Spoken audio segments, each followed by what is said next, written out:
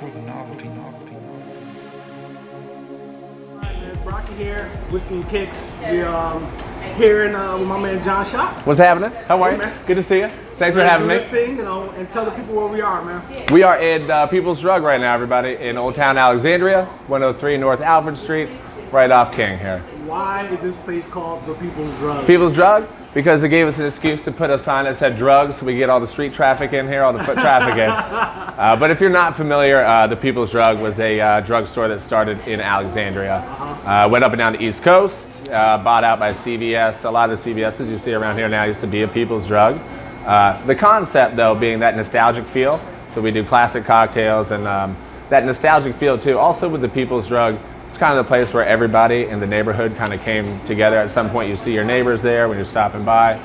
We just kind of changed the prescriptions Right. to cocktails. So, and I looked this up a little bit. So it was an actual drugstore, but they served like burgers and You can come up to the countertop and get a Milkshakes. soda, get milkshakes, yep, get food.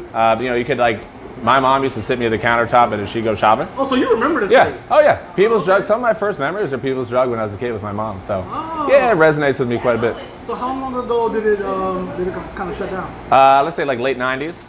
Late 90s, CVS bought it out. I remember actually asking my mom like, what's CVS, which is crazy, and then if we should still go there because it's not People's. So this is the original piece from the drugstore. So this is a repro of an exact People's Drug sign. Oh, okay. Yeah. You used to be able to put drug signs out. People didn't think anything of it. Right. A little And different it was now. like real drugs. Yeah, it's a little different now. Yeah.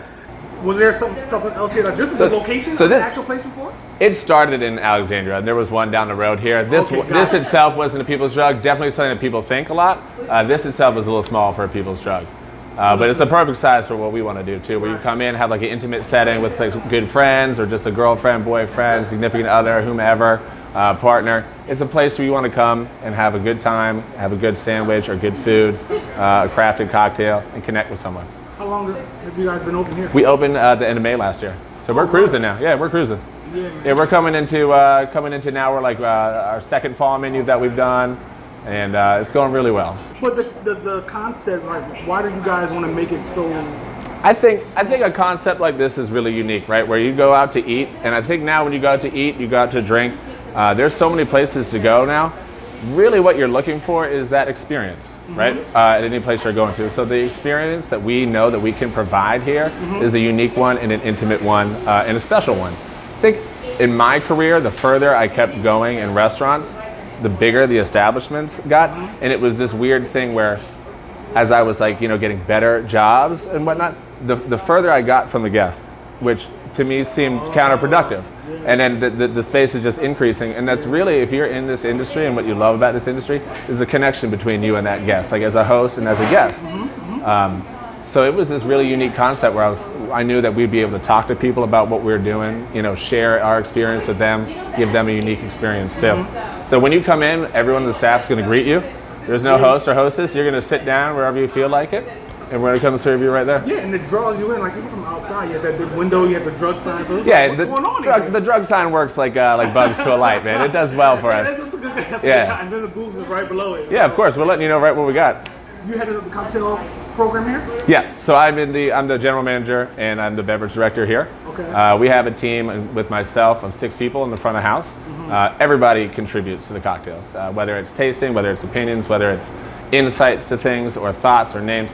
Everybody is really included in it, so everyone here is definitely an expert as well. I'm going to give you my number if you need extra tasters. Oh yeah? Yeah. Dude, at any time we're coming out to these new ones. Okay. All right, I'll make sure we get that. Everybody loves to volunteer to taste. Right. I never have a problem getting that. I didn't feel very unique saying that, but you know what I'm saying. No, it's cool. It's honestly something that for me too, that in this stage of my career is extremely helpful because, like I said, there's that distance between you and the guest. But when I'm making these cocktails, I want to send them over the bar before I put them on a menu. I want to get people's opinion because at the end of the day, it's not for me; it's for the guests. So I want to get their honest opinion about Yeah, it. this is just our second time meeting, and Yeah. first time we met is just like, I can tell Yeah. people personal, all that kind of Yeah, stuff. it's easy, man. So look, I had this cocktail in front of me. It's been Yes. sitting in front of me for a little while now. Yeah, we got to start drinking that. What do I have here? Okay, so right now we're about to be sipping on a Ron Swanson.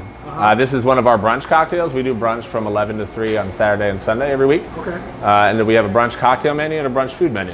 Brunch is 21 and up, by the way. It's for big kids. Okay. Yeah, big kid brunch. which has been going really well too. So the Ron Swanson, one big thing I love about cocktails is like making punny or funny names or some sort of a reference that people might get. If you know who Ron Swanson was, he was a character on Parks and Rec. He had a mustache. He loved breakfast and bourbon. So this is a breakfast bourbon sour, which makes perfect sense to me for a Ron Swanson. Also, I think when you have a name like that, it kind of lets people's guards down just a bit, so they're going to be more inclined to try something new because they can relate to it. So what we have is Old Forester, sorry, that's not the right one. We have Old Forester Signature Bourbon, which I use for a few cocktails here, including our signature Old Fashioned. 100 proof up there? Yeah, 100 proof, yep. So I like that for the balance too. It keeps from getting too sweet for a bourbon. This is going to be fat washed with bacon as well, so this rested with bacon fat for 12 hours, and I put it in the freezer overnight. That fat solidified on top, and I strained it out through a cheesecloth, and then we have a nice smoky, savory bourbon, and it's going to have some lemon juice in there, then a maple dilution, egg white, chocolate orange bitters, and then we use an ISI, so the maple and the lemon and the egg white are all in here, and charged with CO2. Okay. So that we can make it fast, because if you guys, if you've been here before, or if it's going to be your first time, it gets really busy in here, and people can all come in at one time really, really fast. So we want to give you the best cocktail possible, because we are not going to sacrifice quality. We got to make it as fast as possible too. Can I drink it, guys? Yeah, please. Let's get that. Please tell us what you think. Get the drink in here, man. So that's available 11 to 3, Saturday and Sunday. So you get the smoke, you get the savoriness. I get it all, dude. Yep. You get the sweetness, citrus balanced out as well. It's breakfast and bourbon all in a glass. How many ounces of bourbon did you put in this? So you get 1.5 ounces of the bourbon. Okay. Yep. And then you get 3/4 down the way for egg white, lemon, and maple. This is a tricky drink because you don't get punched in the face with a 100 proof bourbon. Nope. Drinking this until later. Yeah, you'll find out when you get up to go to the bathroom the first time that you definitely had some cocktails that morning. But again, we're always looking for balance here too. What's going to play off each other the best? What's going to make the best cocktail? It's balance, always. So this is one of the cocktails off of your fall menu. Yeah. Your fall menu. Fall, we went big this year. So we do a seasonal menu every year. So for each season, summer, fall, spring, winter. It's great about Virginia. We have 4 seasons. Seasons get a little tricky sometimes, but we have 4 seasons, so we're not going to get mad at that. Right. We also have a brunch menu. On Mondays, we do Mezcal Monday. And then on Tuesdays this fall, we'll do Gintimate Tuesdays. So you have a gin theme on Tuesdays as well. I respect a bar that does Mezcal Monday. Mezcal Monday, yeah. Mezcal's on the way up. People are so the thing with the Mezcal Monday too, either people are curious about it or they like it. So on those theme nights, we do 6 cocktails that are all $10. So either get you introduced to it, and it's on the slower night, so you can get a little more interaction with the staff and talk about it. Yeah. And then also just kind of celebrate the versatility of those spirits, where Mezcal is working into all these classic cocktails, but seamlessly. So let's talk about a few of these cocktails on the menu that you're kind of getting a sneak peek of tonight. All right, so tonight we're doing, tonight we have our 8 whiskey cocktails for fall. In total, the main menu for fall is 19 cocktails. On Mondays, Mezcal 6. On Tuesdays, Gintimate 6. And then there's 8 cocktails on brunch. So you're looking at 39 cocktails for fall. Everything you find in-house too, we're making ourselves. We're squeezing the citrus every morning. So there's a lot of love that's gone into this. Yeah. And that's, man, everyone deserves, everyone deserves love, man. It makes feel a special, difference. feel pretty, feel nice, and that's what we're trying to do here as well. So these cocktails tonight are all of our whiskey cocktails for fall. Fall and whiskey, go hand in hand perfectly. So you've got 8 on here right now. We have 2 barrel-aged cocktails that stayed in American oak barrels for 4 weeks right now. Is the aging for those, and they're both Manhattans. You have a maple style one, and then you have one we call a Bartender Manhattan. It's got really your generic bartender ingredients in it, like a Fernet, Amaros, and rye. Yeah. You've got 2 old fashions for fall.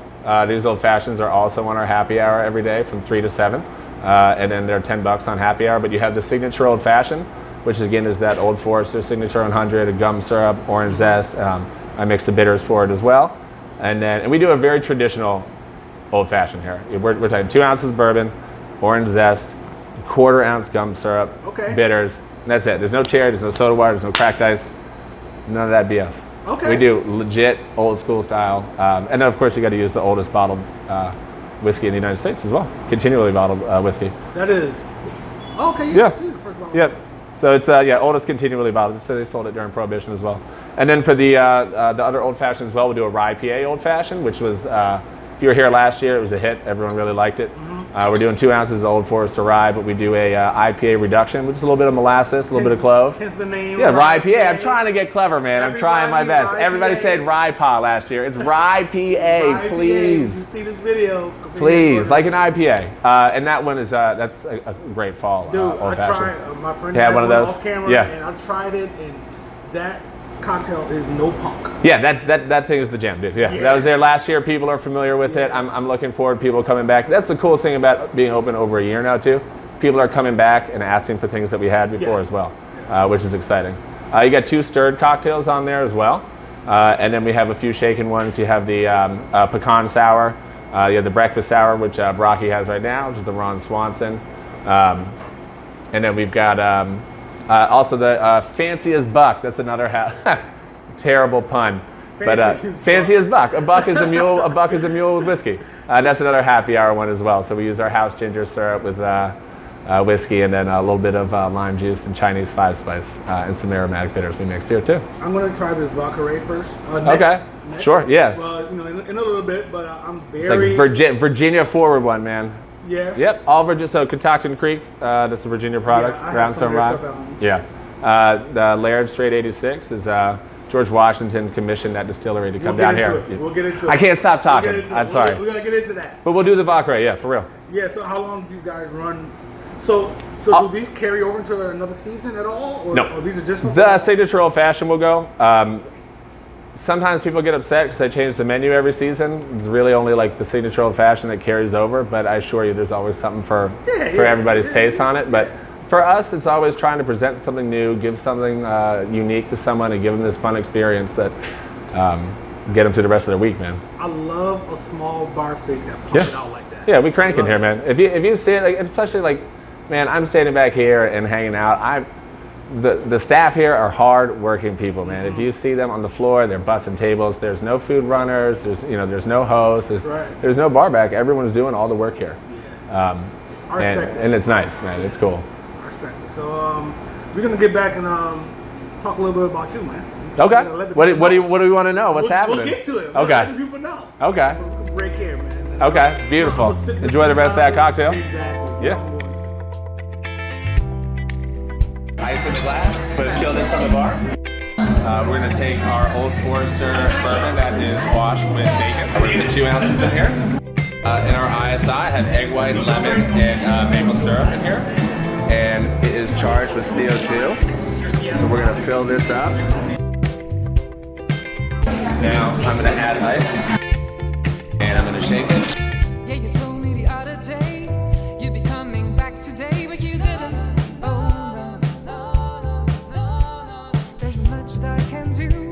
Really far to be us two, and I'm show me the way we can be with you. You with her, I know I saw you. Breaks my heart, but what can I do? It is life, I know I lost you for good. So you have 2 ounces of Kentucky Creek Brownstone rye. In here we've got 1.5 ounces, like a vermouth blend of horse. A little bit of the 2 dashes of the apple cider bitters. And now I'm going to ice this.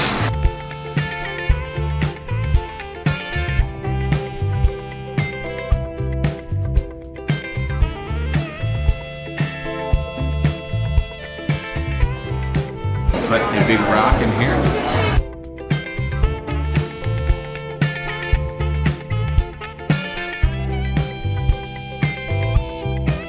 We'll hit this with a lemon wheel.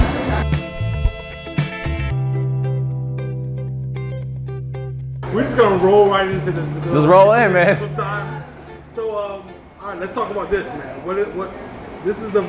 Is it Baccarat? So Baccarat. Baccarat? Well, we'll say Baccarat. I know I'm always trying to get a little too tricky with the names. Baccarat, but yeah, from Virginia. This drink right now is a play off of a Vieux It's a classic cocktail with rye whiskey, with some Benedictine, sweet vermouth, cognac, bitters as well. It's a great cocktail. I'm a Virginia native, man, so like a little Virginia twist on that cocktail. So we're gonna start with our, it's harnessed around Catoctin Creek Brownstone rye. If you haven't had this Virginia product, man, it's an amazing rye. I have Kentucky Yeah. in the house, but not, Man, I don't have the new stuff though. try some of the new stuff, but I mean, I'm sure that it's nestled among like a million bottles in your house. It's not about me. A connoisseur. So our rye is Catoctin Creek Roundstone rye. We use Laird straight 86, and we pulled this down off the shelf. Sorry to turn around. If you hadn't had this, so this is going to be in place of the cognac. We use an apple brandy. I have Laird, but I don't have that though. Yeah, you want this one. Yeah. Straight 86. And I mean, this is for making cocktails. This is great, man. This is Virginia apple brandy. A lot of people don't know George Washington commissioned this distillery to come down to Virginia from New Jersey before we were even a country. Wow. Yeah, it's the oldest run family distillery in the country. So you have your apple brandy in there too, which is also in Virginia. Man, apple brandy, cider, stuff like that in the fall is perfect. That's like me growing up, and that's what fall tastes like to me. Yeah. Not whiskey, but cider. A little bit of whiskey though. And then we're also peppering the Benedictine in there as well, and then the allspice dram. So that'll kind of make up the vermouth part of it for me. What do you mean? Oh, okay. All right, the allspice. So I'm gonna walk in front of this camera like a punk. Sorry, I should have been ready. Nah, dude, I'm with it. Yeah, our allspice and our Benedictine as well. Yeah. Because I make this cocktail at home, and of course I use. If you make it at home, I got to teach you how to make the apple cider bitters too. Because then we also hit it with 2 dashes of apple cider bitters. You want to put your hand out real quick like this? I do want to put my hand out like that. That's amazing. That's Virginia, like right there. It's the That's apple cider amazing. bitters. That's Virginia. That tastes like fall. Yeah, that's fall right there. Like tastes it's like small, fall. you're like, oh man, Uggs right on. I'm just kidding. Mugs on. Uggs on. I got my cape on. So this is so it's our Vauqueré, and I'm sure everyone, just like when we had a Vauqueré, is going to butcher the name, but again, it's a Vauqueré, it's a Virginia style Vauqueré. No, whatever, man. You came up with this thing, so and it's funny. Before I sip this, I just got put onto a Vauqueré maybe 3-4 weeks ago. Yeah. And I've been drinking for a while. I don't doubt it. I'm like, this thing it's amazing. And I make it at home all the time. When I had some Benedictine, and I'm all You can over batch it. that up at home too. Just put it in the fridge and then stir it over some ice when you're ready. That's a great way to do it too. Let's try this. I mean, that's another thing about classics as well. A classic is always in style. And if you're at home learning how to make drinks too, start with a classic cocktail and then change one thing. I like that reaction, by the way. Oh my God. I love that reaction. This is so good. I love that reaction. I'm not gonna lie. I tasted a tiny bit earlier, but Yeah. I didn't get what I just got. The allspice. Yeah. And it's just the tiniest bit of allspice in there. It pulls through, it keeps it a little bit tan, it keeps it a little bit dry, hits it with that spice as well. It's so good. And again, it's Virginia glass. Also, if you want a cider that's spirit forward, it doesn't have, that's not hot, it's right here in a glass for you. It's fall, bottled up. Man. And again, this is a drink that's comprised purely of spirit as well, but it's also dangerously smooth to drink as my well. kind of cocktail. Yeah, that's exactly, man. Fall outside in the patio or in here, this is perfect. I'm gonna get a The burger or Vauqueré. something to soak this up anyway. Dude, if you haven't had our burger yet, man, I will in a little bit. then you're doing yourself. Yeah, it's been here since day one. It's all time. So you answered my first question, man. Born and raised in Virginia. Born and raised in Virginia. Yes, sir. Where about? I was born in Arlington Hospital. It's called something different now. You went to the hospital. Yeah, Arlington Hospital. I was pretty lucky. And I was over on, and I was South Powhatan, and that's where my people's drug was, on South Powhatan. Okay. In Arlington. So I've lived here my whole life, and been bartending, and started in Virginia and started in DC. We'll get to that. Man, I want to just chat. We'll get to that. So, you're only child? No, I've got 2 older sisters. They still live in Virginia as well. Okay. And they're big cider fans too, man. My sisters go crazy for this, especially my one sister Kayla will go crazy for this. So, you get out of Virginia a lot, travel a lot? Or I try to as much as I can. I try to get down to Richmond a bunch. It's close. So get like the bartenders in the state try to get us to, get together and kind of network more. Richmond's dope. Richmond has this wild scene, but Virginia as a whole, like right in this little area right here, if you look up the block at Majestic and at Hanks, you have all these great little restaurants right around here, and then Virginia as a whole does so well with Richmond also. But then I have people who live in Virginia Beach, and then people who live out in Roanoke, and that are phenomenal bartenders, and people don't know about it as much. But Virginia has this great scene right now. Great scene for bartenders. What do you love most about Virginia, man? I like that I have 4 seasons to make cocktails with. I always joke if I was in Arizona, I'd be making frozen drinks year round or something like that. Yeah, true. I like the 4 seasons, man, and Virginia's beautiful, man. I love hiking, so we have all the parks too. So A lot of nice trails. yeah, Great Falls, Riverbend, Difficult Run, all those places. I'm out there with my dogs all the time. And fall is the best time to go out there. What kind of dogs you got? I got 2 pit bull mutts, man. Oh, yeah, Hazel nice. and Ava. Yeah, that's my girls. Nice. They're my girls. So, your bartending history. Did you mention that you used to work downtown, like in DC? Yeah.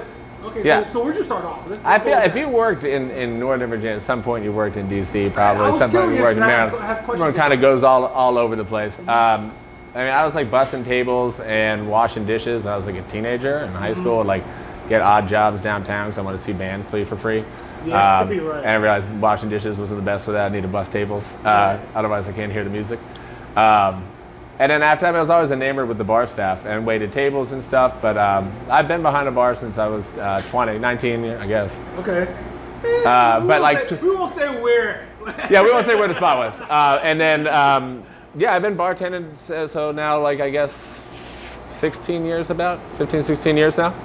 And again, it started out in Virginia, and I think a lot of people their first bartending jobs start off at like a chain place or something like that. And so I wasn't really exposed to the craft scene until, maybe about like 5 years ago. So let me go back a little Sure, bit. man. So your Virginia, I'm gonna jump ahead of my questions. Go wherever the you want, man. Virginia bartending culture compared to the DC bartending culture. Do you see the difference? I think right now in Virginia, we're looking for an identity. Right now, like I said, there's all these people around the state, and we're scattered. You look at DC, it's close. I mean, you got to go around and you start thinking, oh, I don't want to have to go to the other side of town. But like in Virginia, we just did this thing in Richmond like a month and a half, 2 months ago. We had teams from all over the state, and for some of those teams to meet up in their own region with other team members had to drive like 45 minutes or an hour. So we're spread out, and we're looking for an identity right now. That makes sense, because I don't know if that would ever happen though, because Richmond is different culture from Northern Virginia. Sure. I think that's what makes it great though, because again, you're always going to learn and do better with different experiences. Look at DC, for instance, why it's done so well, because it's a melting pot. So you have very legitimate culture, firsthand experience from that culture, whatever that culture may be, and you get to learn from those people right there on the spot. And always with cocktails, food, and any of that, learning it from people who've really been there and done it is the way to go. It's valuable. Yeah, of course. So again, in DC, you have this melting pot, so you have this great culture there, and everyone's able to meet, and it does so well. I think what makes Virginia do well too is it's diverse. There's different parts of the state. Yeah. So it's something that might sell well here in Northern Virginia might not sell well in Southern Virginia. And there's a reason why I asked that question. Sure, because man. I've done a couple of spots in Virginia. This is my third one. Sure. And I noticed a difference. Yeah. So I was just curious if you had any perspective on Well, that. I mean- this is more of an Old Town, because Northern Virginia, Old Town is really it as far as Sure. the bar scene. I mean, it's great out here. Yeah, it's very legitimate out here. Yeah.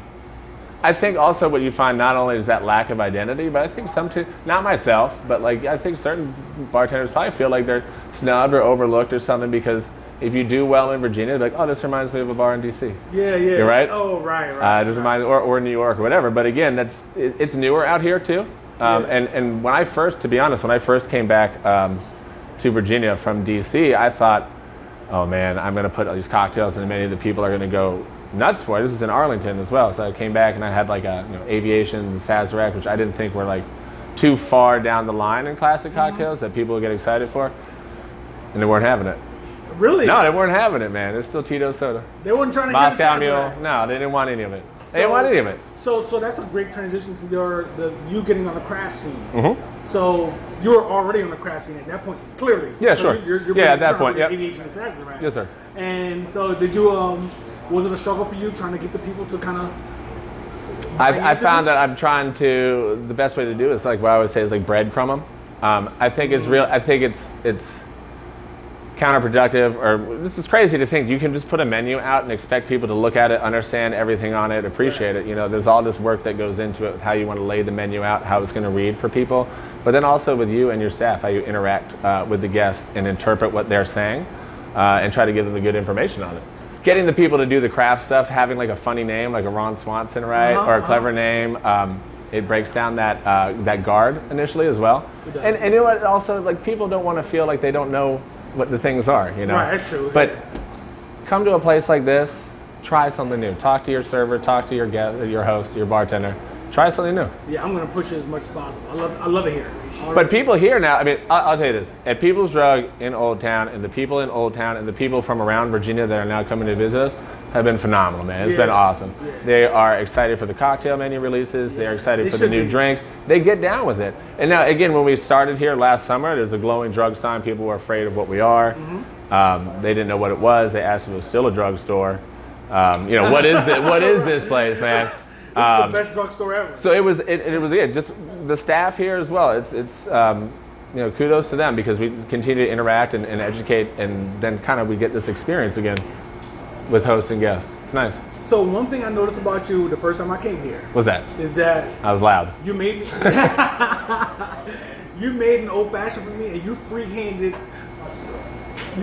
the shit out of that cocktail, Yeah. and it was on point. So, what's your stance, or not stance, but your outlook on freehand versus jigger? If you're gonna freehand it, Better know what the practice. hell You you're better doing, do your right? thing. You better make sure your pour tops are right and that your pours are on point as well. To do the freehand pouring stuff, I also started off bartending before I was even in the craft stuff, and people always like, "Oh no!" The flair bartending. Oh yeah. Be like, "Oh God, So no!" that explains it. A lot of some of the stuff. Yeah, I can't help it. I can't help myself, man. But in Flair too, they're measuring all those drinks. So you had to work on your pours for that. And people always think it's just throwing things around. You had to make sure your pours were on point. What we used to do downtown, and what I used to do at the other place too, is that if you wanted a free pour, you come in before your shift, 30 minutes, and you go quarter ounce, half ounce, 3/4 ounce, ounce and a half, 2 ounce, both hands down the line. So it's a time thing. I'm not worried about the time, but I just want you to quarter ounce, half ounce, measure them out left and right hand before you get on the floor. Ounce, and then ounce and a half, 3/4, ounce and a half, 3/4, 1 and 1. Oh, okay. And then measure those out to get on the floor. Because again, you need to make sure that the integrity of the cocktail is correct. I walk behind the counter just to like check my camera and stuff like that, and I realize that I will never be able to do what you guys do. Man, I appreciate that. I'm will just kidding. never be able to do that. I think a lot of people see it and they're like, that seems really cool, right? Oh, that seems fun and I want to do this. You know, to get to the point of like where you're talking to a guest and you're flipping things around and pouring drinks for them and being able to interact and all this, you're not seeing all the work that went in before that as well. When I'm at home with that shaker that you just picked up, after I get finished shaking, I'm hitting it so many times just to get it. Trying to find the sweet spot, man. Trying to find the sweet spot. I mean, look, I can't do what you guys. Just do it a million times over, and I appreciate that too. But you know, it's with this too. There's this, all the answers are there and the basics are there. Like there's a lot happening back here, which I would look, you know, probably seem confusing or weird, but really when you start breaking everything down, it's just one step further of another thing. Yeah, I understand. And I definitely have, like, we have a new person here right now, like Amanda, for instance, who's newer to craft, who came back and saw it and was like really afraid. And now she's just like, man, you see her make a cocktail back here right now, you assume she's doing it for the last 10 years. Right. I mean, it's hard work, that's it. Hard work pays off. All right, so I'm a little fascinated right now. Okay, you talk came to up me. with this menu, and you don't drink. I don't drink, no.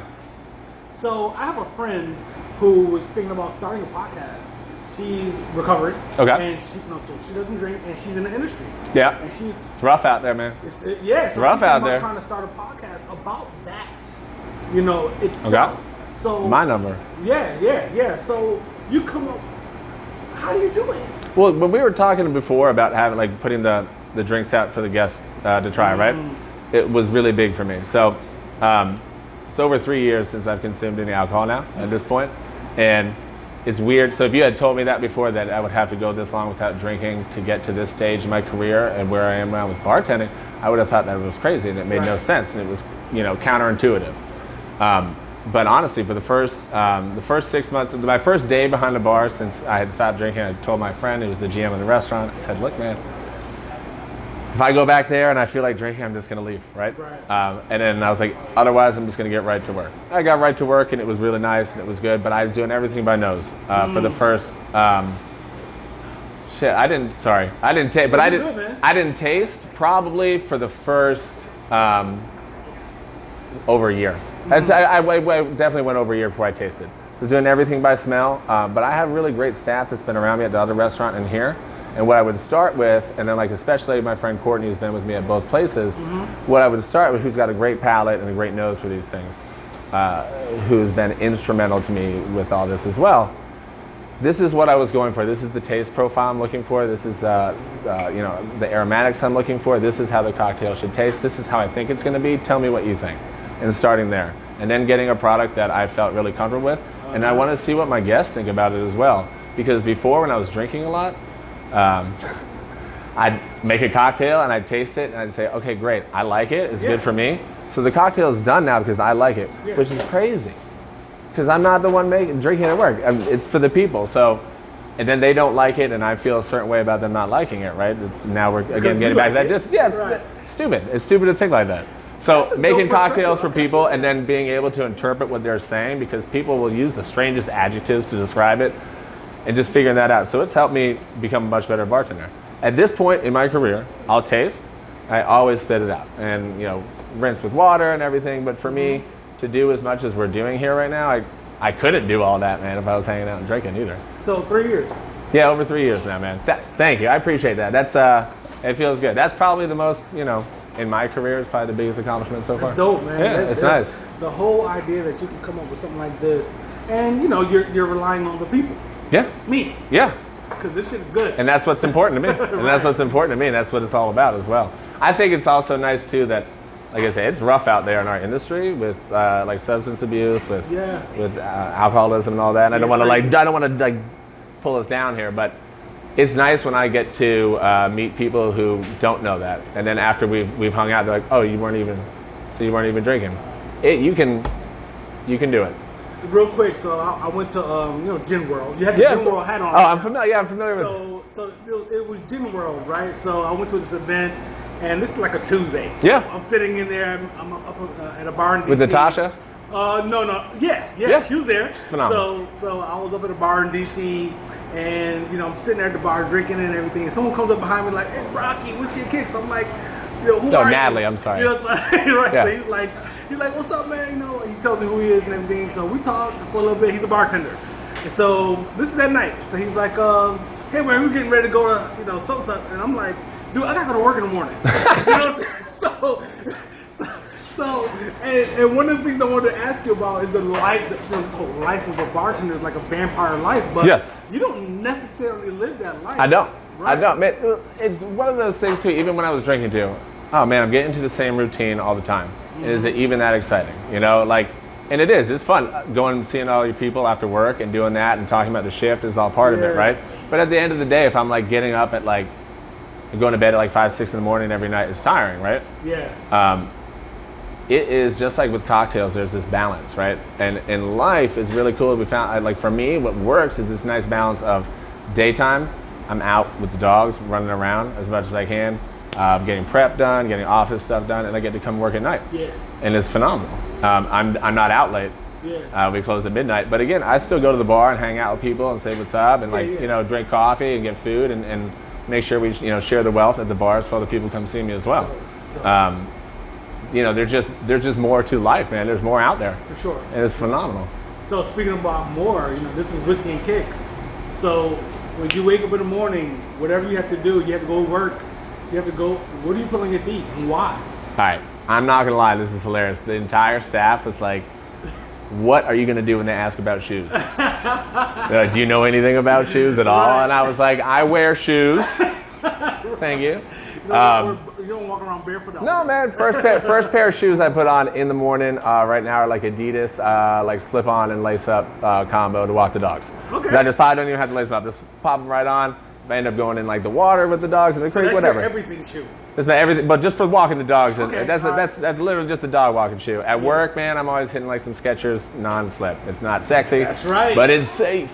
Yep. So yeah, Skechers non-slip, man. At work. Outside of that, man, mostly I'm gonna go with like an old school dude. I like Nikes, man. Okay. That's cool. Or old school skate shoes too.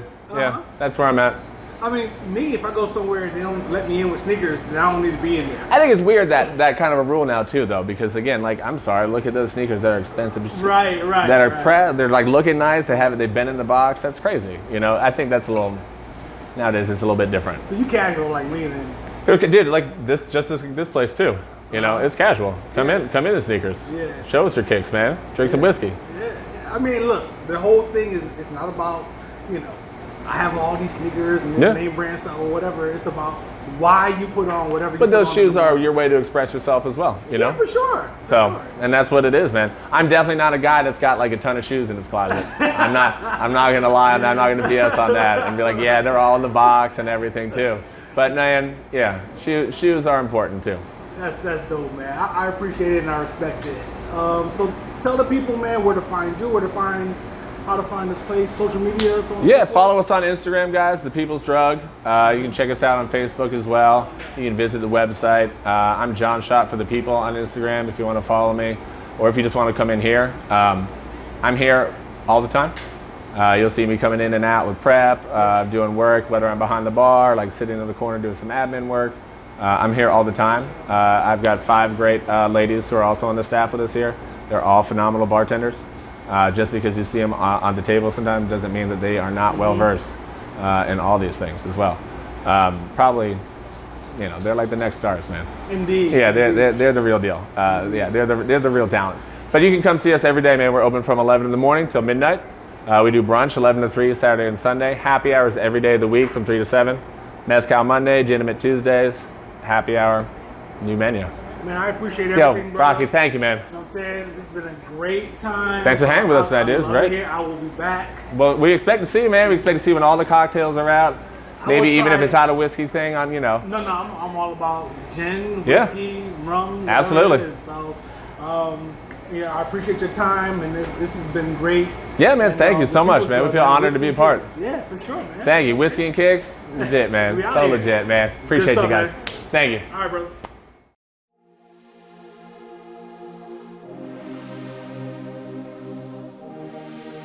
For the novelty.